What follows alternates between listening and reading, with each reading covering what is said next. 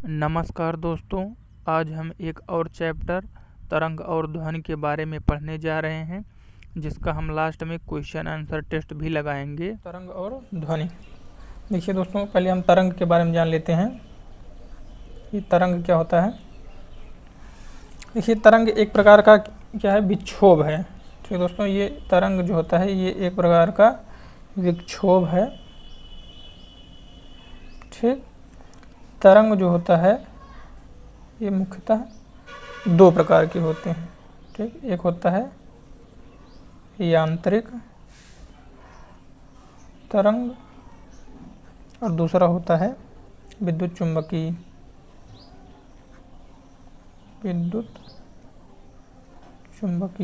ठीक दोस्तों, अब यांत्रिक तरंगे भी, पहले तो यांत्रिक तरंग के बारे में थोड़ा सा जान लेते हैं। ये केवल भौतिक माध्यम में उत्पन्न होती हैं। केवल भौतिक माध्यम में उत्पन्न होती हैं।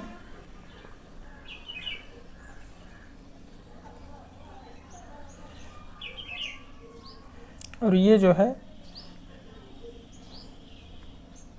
इनके लिए कोई माध्यम की आवश्यकता नहीं। कोई माध्यम की आवश्यकता नहीं।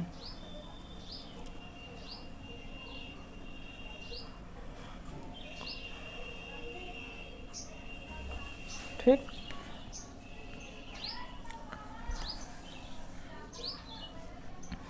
देखिए, यांत्रिक तरंगे जो होती हैं, यांत्रिक तरंगे ये मुख्यतः दो प्रकार की होती हैं। एक होता है अनुप्रस्थ तरंग,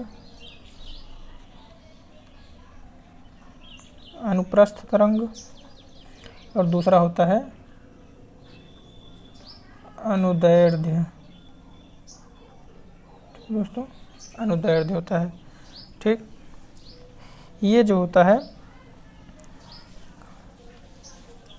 अनुप्रस्थ तरंगे क्या होती हैं। अनुप्रस्थ तरंगे वे होती हैं जो माध्यम के कण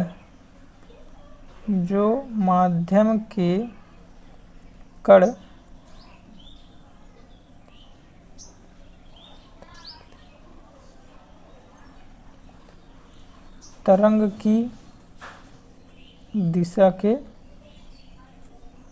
लंबवत चले।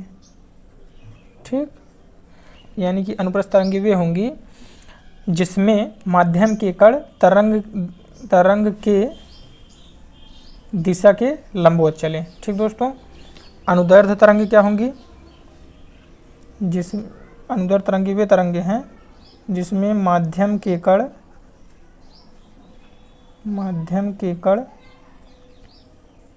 तरंग की दिशा के समानांतर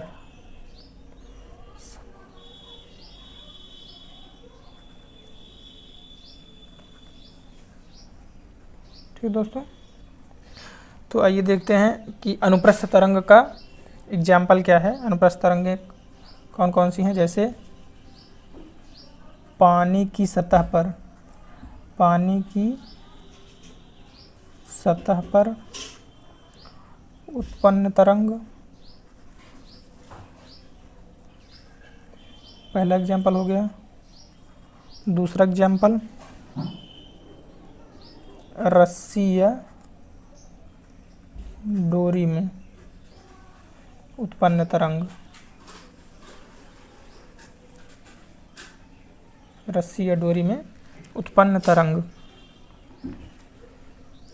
और अनुप्रस्थ तरंग के गुण होते हैं, ये केवल ठोस में उत्पन्न होती हैं। ठीक दोस्तों, केवल ठोस में उत्पन्न होते हैं। ठीक, और आगे अनुदैर्ध्य तरंग का एग्जाम्पल अगर देखें, अनुदैर्ध्य तरंग का एग्जाम्पल स्प्रिंग,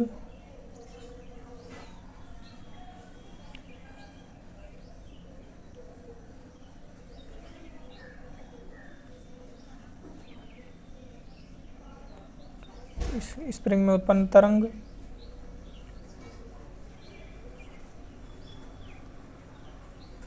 ध्वनि तरंग,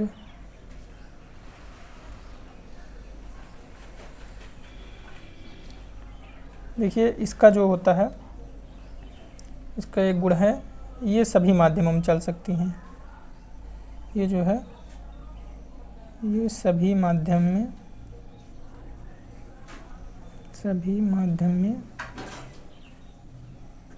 चल सकती हैं। ठीक दोस्तों, एक इसमें जानने वाली विशेष बात है। देखिए हमने आपको बताया जो पॉइंट 1 है अनुप्रस्थ वाले में है पानी की सतह पर उत्पन्न तरंग। देखिए पानी की सतह पर जब ये तरंग उत्पन्न होगी तो अनुप्रस्थ होगी। ठीक दोस्तों, लेकिन अगर पानी के भीतर की बात करें, ठीक, तो पानी के भीतर अगर उत्पन्न तरंग की बात करें, पानी के भीतर अगर उत्पन्न तरंग होंगी तो वे अनुदैर्ध्य तरंग होंगी। ठीक दोस्तों, ये विशेष ध्यान देना है आपको। और इसके अगर ये अनुप्रस्थ की परिभाषा देखा जाए तो माध्यम के कण तरंग की दिशा के लंबवत, जैसे तरंग की दिशा ये है। ठीक दोस्तों, तरंग की दिशा ये है, कोई मान लीजिए जल है, तरंग की दिशा ये है, तो माध्यम के कण जो है ऐसे ऐसे चलेंगे। ठीक दोस्तों, ऐसे ऐसे पानी बहता है कि नहीं, ऐसे ऐसे। ठीक, तो इसी तरीके से इसमें अगर देखा जाए अनुदैर्ध्य में तो माध्यम के कण तरंग की दिशा के समानांतर गति करें, यानी कि तरंग की दिशा अगर ये है तो माध्यम के कण भी इसी तरीके से गति करेंगे। ठीक, जैसे ध्वनि तरंगे अगर आप बोलेंगे तो ऐसे सीधे ही जाएंगे, ना कि ऐसे ऐसे। ठीक, सीधे ही जाएंगे। और स्प्रिंग को आप ऐसे दबाएंगे, स्प्रिंग ऐसे ऐसे रहता है। ठीक दोस्तों, स्प्रिंग को आप ऐसे दबाएंगे तो ऐसे सिकुड़ जाएगा। ठीक, एकदम नज़दीक हो जाएगा। छोड़ेंगे तो फिर से ऐसे फैल जाएगा पूरा। ठीक, आगे देखते हैं विद्युत चुम्बकीय तरंग। विद्युत चुम्बकीय तरंग के बारे में बात करते हैं। देखिए प्रकाश तरंगे जो होती हैं, प्रकाश तरंगे भी एक अनुप्रस्थ तरंग का उदाहरण है। ठीक दोस्तों, प्रकाश तरंग भी अनुप्रस्थ तरंग का उदाहरण है।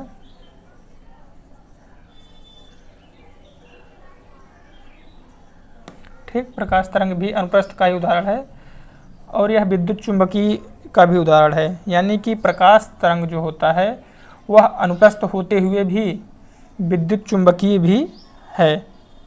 ठीक दोस्तों, प्रकाश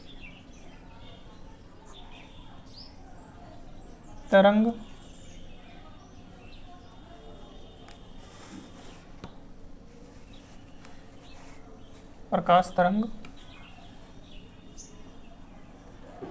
विद्युत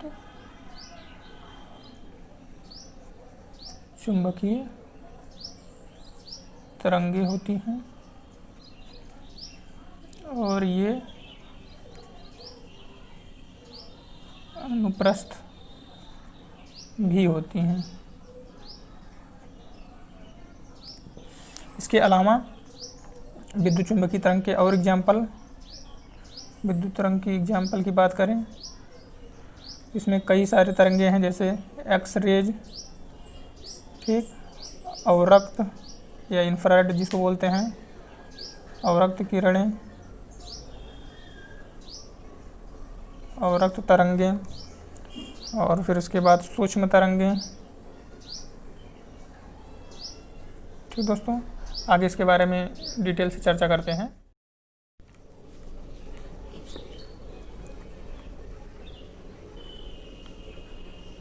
विद्युत चुम्बकीय तरंग। ठीक दोस्तों, अब इसमें हमने एग्जाम्पल बता ही दिया था, तो इसके तरंग दैर्ध्य परिसर की बात करें अगर, तो तरंग दैर्ध्य की बात करें तो ये जो है 10 की घात -14 से 10 की घात -14 से 10 की घात 4 मीटर तक, 10 की घात 4 मीटर तक होता है। ठीक ठीक दोस्तों, अगला देखिए अब इसमें पहला विद्युत चुम्बकीय तरंग लेते हैं गामा। ठीक दोस्तों, पहला विद्युत चुम्बकीय तरंग लेते हैं गामा। गामा की अगर बात करें,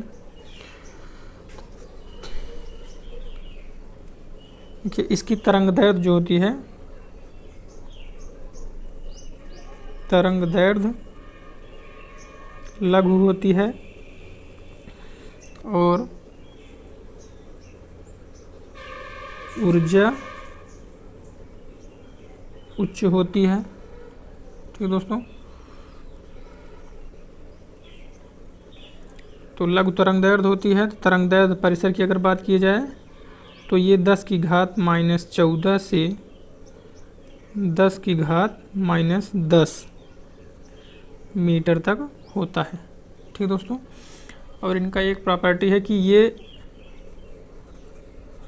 लोहे से बने चादर को भी पार कर सकती है। ठीक दोस्तों,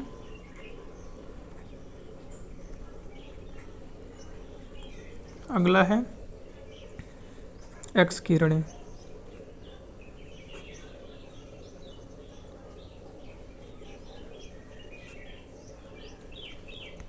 इनकी तरंग दैर्ध्य, देखिए दोस्तों, ये एग्जाम में डायरेक्ट पूछा जाता है कि इनकी तरंग दैर्ध्य कितना होता है। ठीक, तो ये फैक्ट है, कॉन्सेप्ट नहीं है, फैक्ट है। तो इनको फैक्ट को ज़रूर याद रखना है क्योंकि एग्जाम में पूछा जाता है। 10⁻−10 मीटर से 3 × 10⁻−8 मीटर तक। ठीक दोस्तों, और इनका यूज क्या है, चिकित्सा के क्षेत्र में।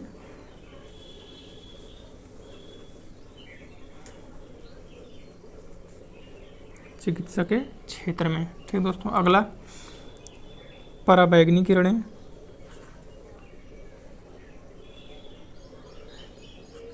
पराबैंगनी किरणें, पराबैंगनी किरणों की बात करें तो इनकी तरंग दैर्ध्य परिसर जो होता है वो 10⁻⁻8 से 4 × 10⁻⁻7 तक होता है। ठीक दोस्तों, और इनका यूज जो होता है, इनका यूज काफ़ी इम्पोर्टेंट है, इसको ज़रूर याद रखिएगा आप लोग। देखिए अदृश्य लिखाई को देखने में, अदृश्य लिखाई उंगलियों के निशान को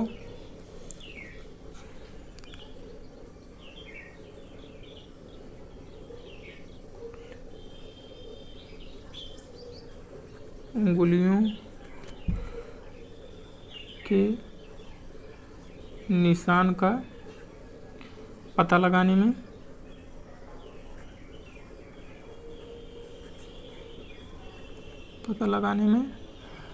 और खाद्य पदार्थ का संरक्षण करने में, खाद्य पदार्थ का संरक्षण करने में। ठीक दोस्तों, खाद्य पदार्थ का संरक्षण करने में 3 यूज हो गया। अगला दृश्य विकिरण। दृश्य विकिरण मीन्स जो हम लोग देख पाते हैं अपनी नग्न आँखों से। ठीक दोस्तों, चौथा है दृश्य विकिरण।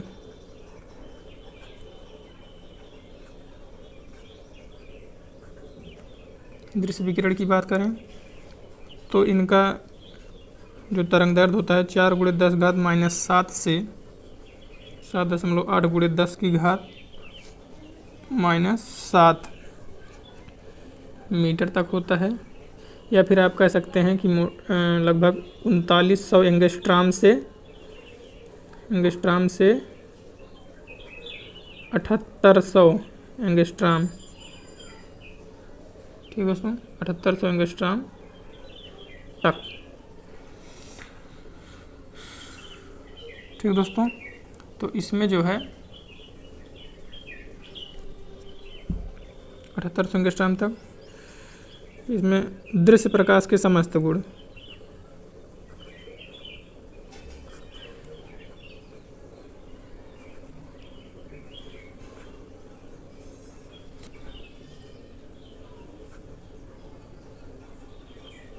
सभी गुण मौजूद हैं। एज, अपवर्तन, परावर्तन,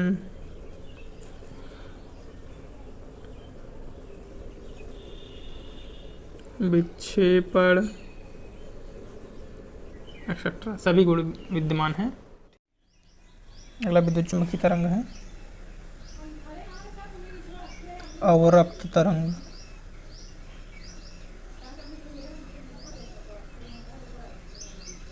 दोस्तों अवरक्त तरंग की बात की जाए तो अवरक्त तरंगें जो होती हैं उनका तरंग दैर्ध्य जो होता है 7.8 × 10⁻⁷ से 10⁻³ तक होती है, ठीक, मीटर तक होती है। और इनका यूज क्या होता है, इनका बहुत ही इम्पॉर्टेंट यूज है, इसको आप ज़रूर याद रखिएगा, एग्जाम में पूछा जाता है। तो युद्ध काल में दूर दूर तक सिग्नल भेजने में, युद्ध काल में दूर दूर तक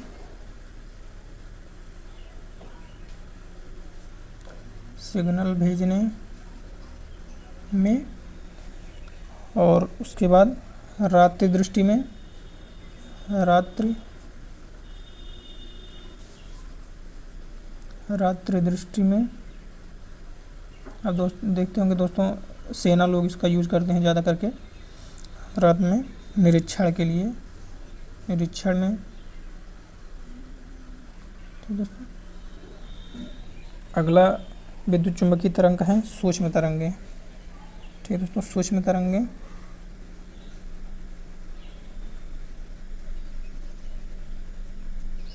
सूक्ष्म तरंगे की तरंग दैर्ध्य की बात की जाए तो ये 10⁻³ मीटर से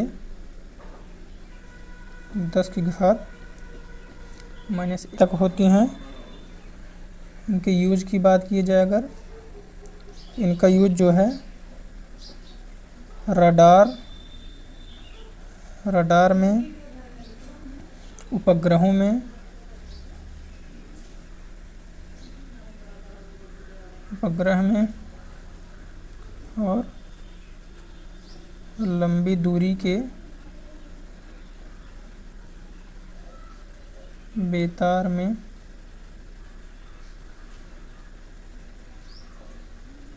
इनका यूज होता है। ठीक दोस्तों, अगला रेडियोएक्टिव तरंग है, रेडियोएक्टिव नहीं, विद्युत चुम्बकीय तरंग। अगला विद्युत चुम्बकीय तरंग है रेडियो तरंगे। ठीक दोस्तों, रेडियो तरंगों की बात की जाए तो इनकी जो तरंग दैर्ध्य होती है 10⁻⁴ से 10⁻⁴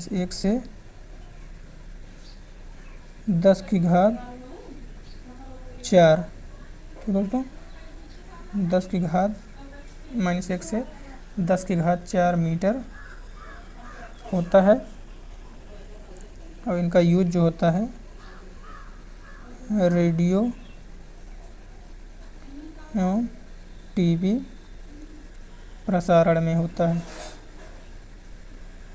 ठीक दोस्तों, देखिए दोस्तों, ध्वनि जो है ऊर्जा का वह रूप है जो श्रवण संवेदना उत्पन्न करता है। ठीक दोस्तों, ये अनुदैर्ध्य तरंग होती है, अनुदैर्ध्य तरंग होती है और ठोस, द्रव और गैस सभी में उत्पन्न, ठीक दोस्तों, सभी में उत्पन्न होती है। ठीक दोस्तों, अब आगे इनका अगर चाल देखा जाए, चाल, ध्वनि की चाल अगर देखा जाए तो ठोस में सर्वाधिक होती है, उससे कम द्रव में, उससे कम गैस में। ठीक दोस्तों, और ध्वनि की चाल तापमान बढ़ने पर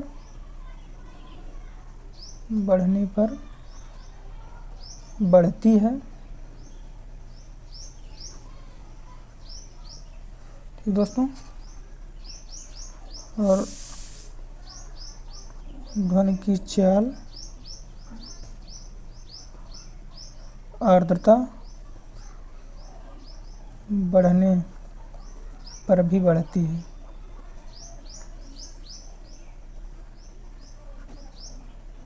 ठीक दोस्तों, देखिए ध्वनि का मात्रक जो होता है, ध्वनि का स्तर जो माना जाता है, ठीक,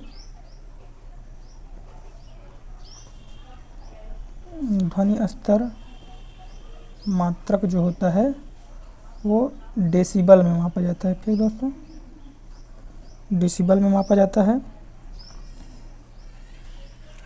जो सामान्य बोलचाल का डेसिबल होता है, सामान्य बोलचाल का स्तर जो होता है वह 30 से 60 डेसिबल होता है। ठीक दोस्तों, और जेट विमान का जो होता है, जेट विमान का 140 से 150 डेसिबल। ठीक दोस्तों, और WHO द्वारा सबसे सुग्राही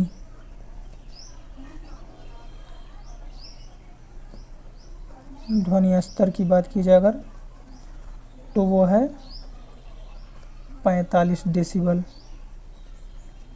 ठीक दोस्तों, देखिए इसमें 30 और 60 के बीचों बीच पड़ता है 45 डेसिबल।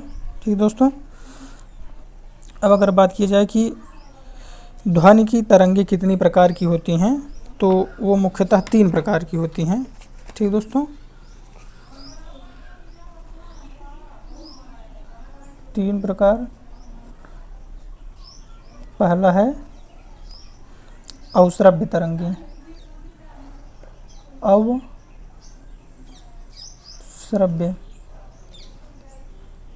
तरंगें। ठीक दोस्तों, 20 हर्ट्ज से भी कम आवृत्ति की ध्वनियाँ, 20 हर्ट्ज, ये जेड हर्ट्ज है आवृत्ति, 20 हर्ट्ज से कम आवृत्ति की ध्वनि तरंग।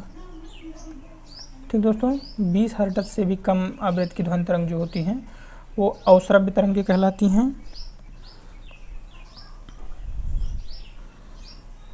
जो अवश्रव्य तरंगें होती हैं वे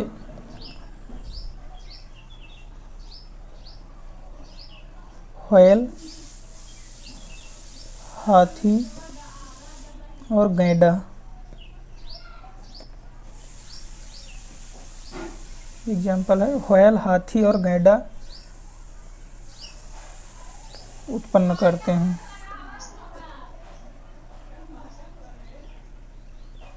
अवश्रव्य तरंगें उत्पन्न करते हैं। ठीक दोस्तों, और यही कारण है कि देखिए आप जब कहीं पे भूकंप आने वाला होता है तो उस स्थान पे कुछ जानवर ऐसे होते हैं, जैसे हाथी हुआ, गैंडा हुआ, वो सभी इधर उधर भागने लगते हैं। तो उनको पहले से ही आभास हो जाता है कि यहाँ पे भूकंप आने वाला है, क्योंकि भूकंप प्रघाती तरंगें जो होती हैं, भूकंप की जो मुख्य प्रघाती तरंगें होती हैं, उसके आने के पहले, भूकंप के आने के पहले अवश्रव्य तरंगें आती हैं, अवश्रव्य तरंगें उत्पन्न होती हैं। ठीक दोस्तों, जिससे जानवरों को पहले पता चल जाता है।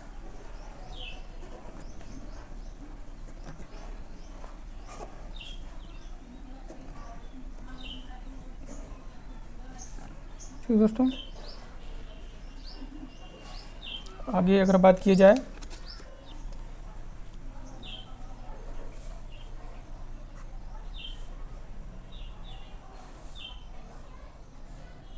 ठीक दोस्तों, श्रव्य तरंगे, इनकी आवृत्ति की बात की जाए तो 20 हर्ट्ज से 20 किलो हर्ट्ज। ठीक दोस्तों, 20 हर्ट्ज से 20 किलो हर्ट्ज तक। ठीक दोस्तों, यानी कि ये वे तरंगे हैं जो हम सुन पाते हैं। ठीक,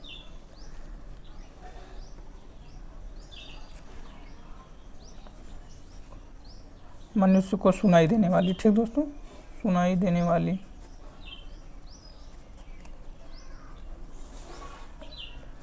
तरंगे। ठीक, आगे है एक पराश्रव्य तरंग है। ठीक तो तीसरा है, दूसरा था, तीसरा है पराश्रव्य तरंगे। पराश्रव्य तरंगे,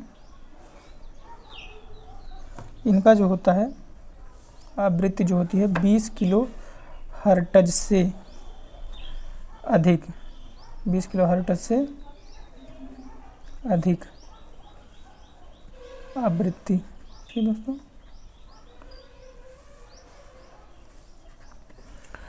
बीस किलो हर्ट्ज से अधिक की आवृत्ति होती है। ये कौन कौन से उत्पन्न करते हैं? ये डॉल्फिन और चमगादड़, चमगादड़ उत्पन्न करते हैं। ठीक दोस्तों, और इनका यूज क्या है? पराश्रव्य तरंगों का ढेर सारा यूज है चिकित्सा के क्षेत्र में, चिकित्सा के क्षेत्र में। ठीक दोस्तों, ईसीजी करने में,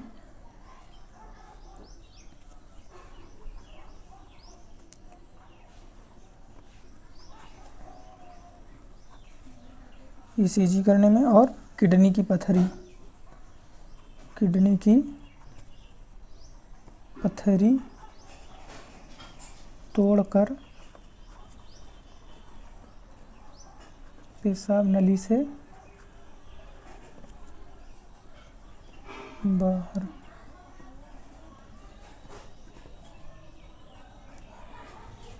ठीक दोस्तों,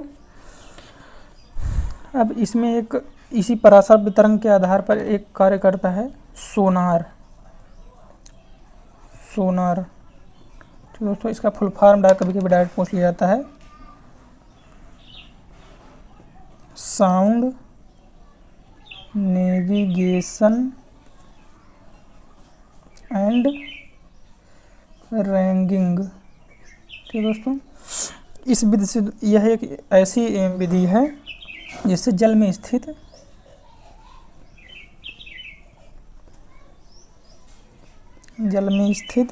किसी वस्तु की दूरी,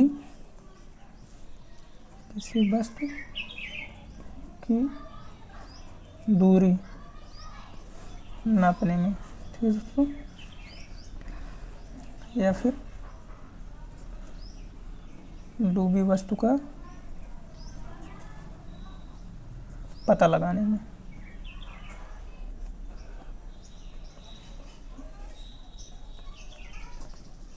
ठीक दोस्तों,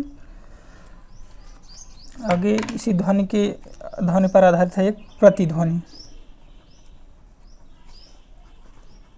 प्रतिध्वनि क्या होती है?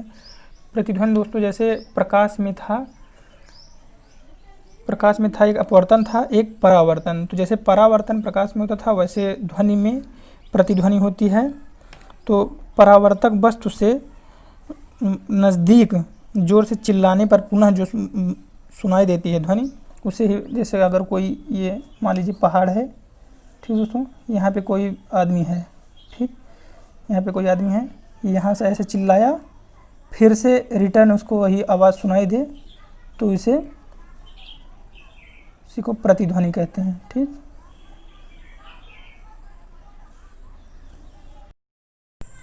देखिए दोस्तों, प्रतिध्वनि सुनने के लिए कुछ शर्त की आवश्यकता होती है, तो उन शर्तों को देख लेते हैं। देखिए, जो हमारा मस्तिष्क होता है उसमें ध्वनि की संवेदन, ठीक, मस्तिष्क में ध्वनि की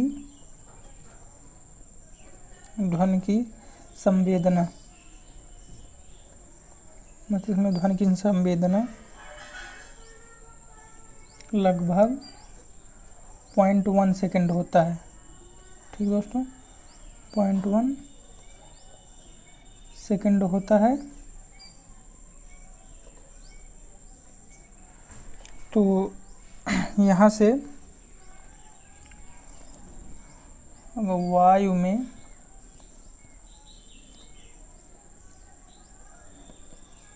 ध्वनि की चाल लगभग 310 मीटर पर सेकंड होती है लगभग में। तो यहाँ से अगर दूरी निकाली जाए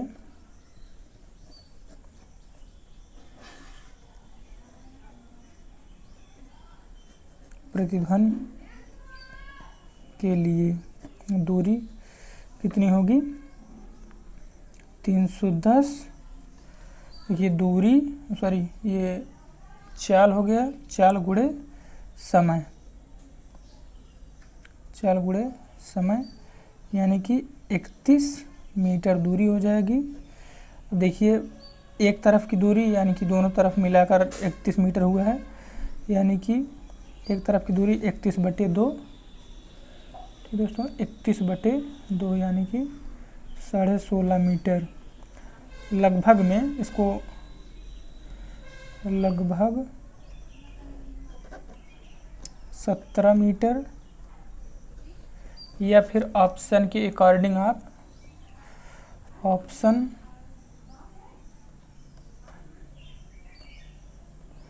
अकॉर्डिंग 16 मीटर मान सकते हैं।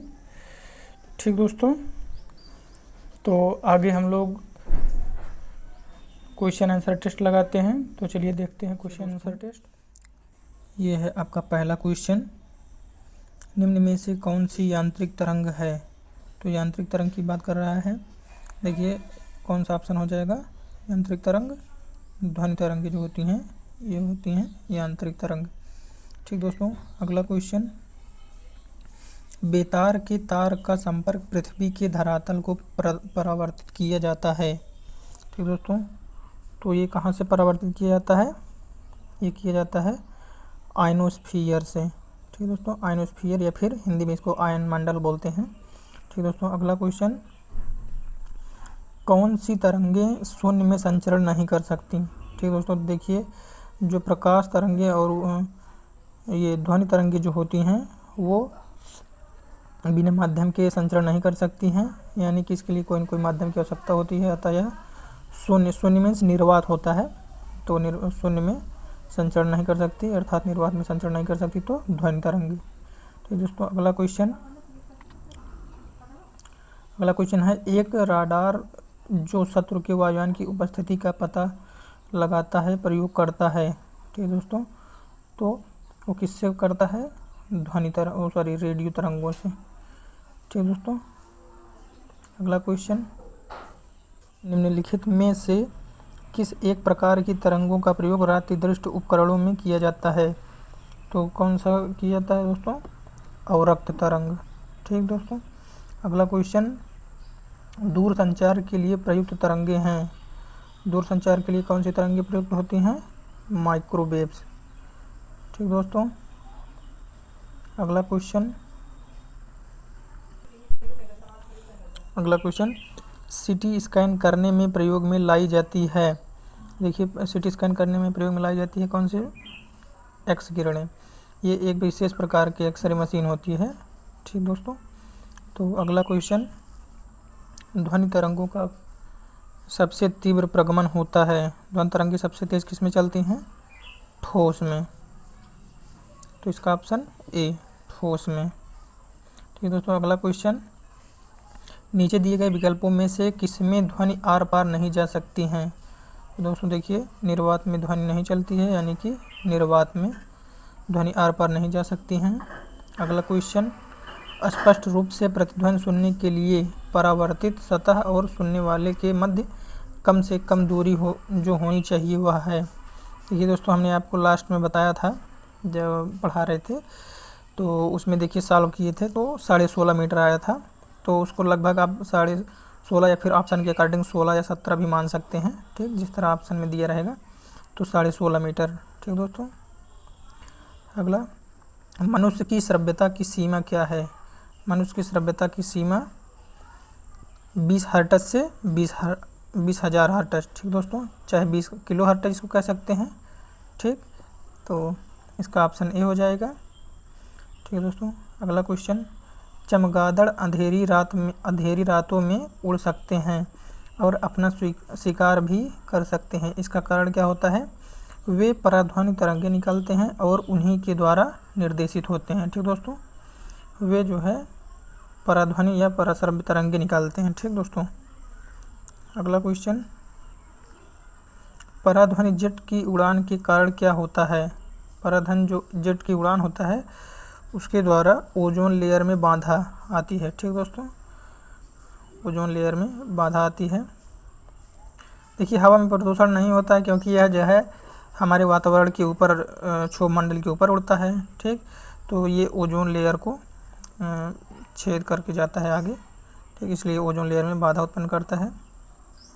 अगला क्वेश्चन, डेसिबल किसके मापने के लिए प्रयोग में लाया जाता है? तो ये वातावरण में ध्वनि का स्तर मापने के लिए प्रयोग किया जाता है।